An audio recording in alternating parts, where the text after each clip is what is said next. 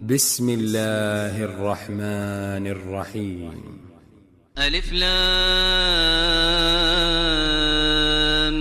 ميم. تلك آيات الكتاب الحكيم هدى ورحمة للمحسنين الذين يقيمون الصلاة ويؤتون الزكاة وهم بالآخرة هم يوقنون أولئك على هدى من ربهم وأولئك هم المفلحون. ومن الناس من يشتري لهو الحديث ليضل عن سبيل الله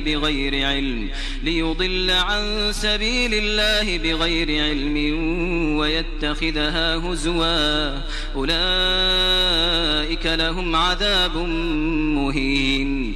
وإذا تتلى عليه آياتنا ولى مستكبرا كأن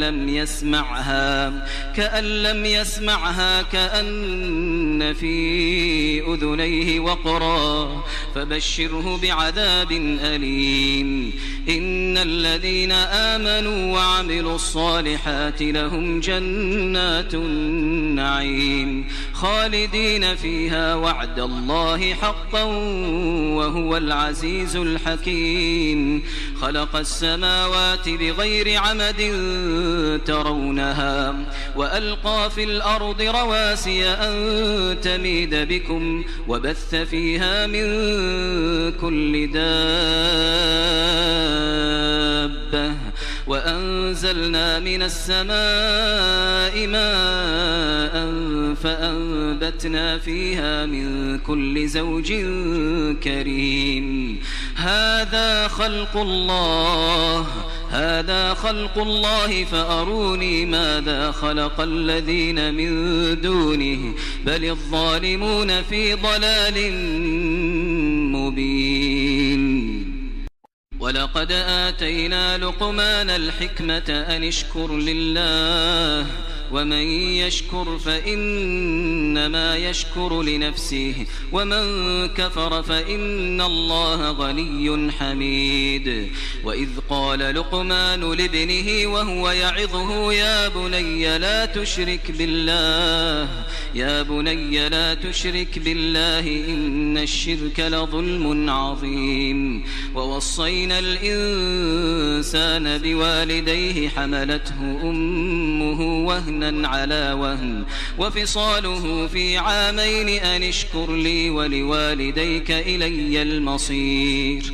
وإن جاهداك على أن تشرك بي ما ليس لك به علم فلا تطعهما وصاحبهما في الدنيا معروفا واتبع سبيل من أناب إلي ثم إلي مرجعكم فأنبئكم بما كنتم تعملون.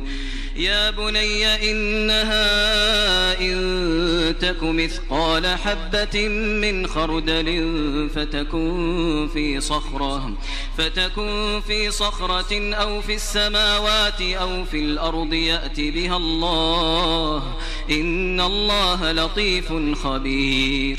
يا بني أقم الصلاة وأمر بالمعروف وانه عن المنكر واصبر على ما أصابك إن ذلك من عزم الأمور. ولا تصعر خدك للناس ولا تمش في الأرض مرحا إن الله لا يحب كل مختال فخور. واقصد في مشيك واغضض من صوتك إن أنكر الأصوات لصوت الحمير.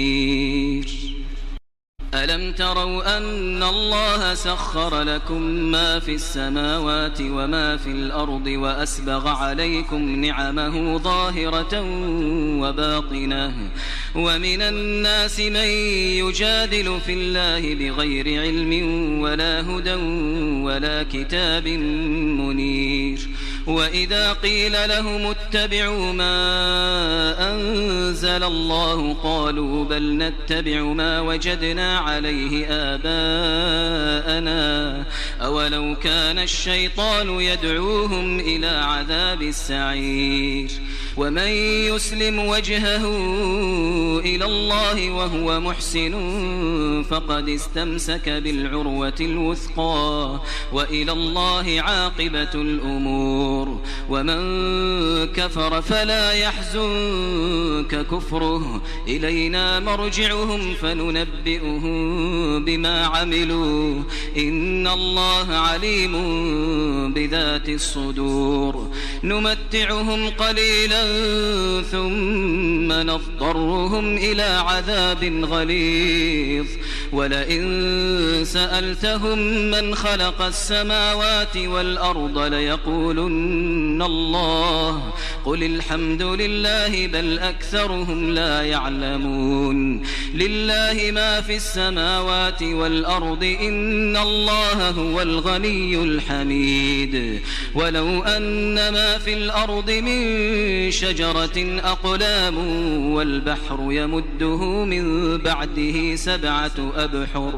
والبحر يمده من بعده سبعة أبحر ما نفدت كلمات الله إن الله عزيز حكيم ما خلقكم ولا بعثكم إلا كنفس واحدة إن الله سميع بصير ألم تر أن الله يولج الليل في النهار ويولج النهار في الليل وسخر الشمس والقمر كل يجري إلى أجل مسمى وأن الله بما تعملون خبير ذلك بأن الله هو الحق وأن ما يدعون من دونه الباطل وأن الله هو العلي الكبير ألم تر أن الفلك تجري في البحر بنعمة الله ليريكم من آياته إن في ذلك لآيات لكل صبار شكور وإذا غشيهم موج كالظلل دعوا الله مخلصين له الدين فلما نجاهم إلى البر فمنهم مقتصد وما يجحد بآياتنا إلا كل ختار كفور يا أيها الناس اتقوا ربكم واخشوا يوما لا يجزي والد عن ولده ولا مولود هو جاز عن والده شيئا إن وعد الله حق فلا تغرنكم الحياة الدنيا ولا يغرنكم بالله الغرور إن الله عنده علم الساعة وينزل الغيث ويعلم ما في الأرحام وما تدري نفس ماذا تكسب غدا وما تدري نفس بأي أرض تموت إن الله عليم خبير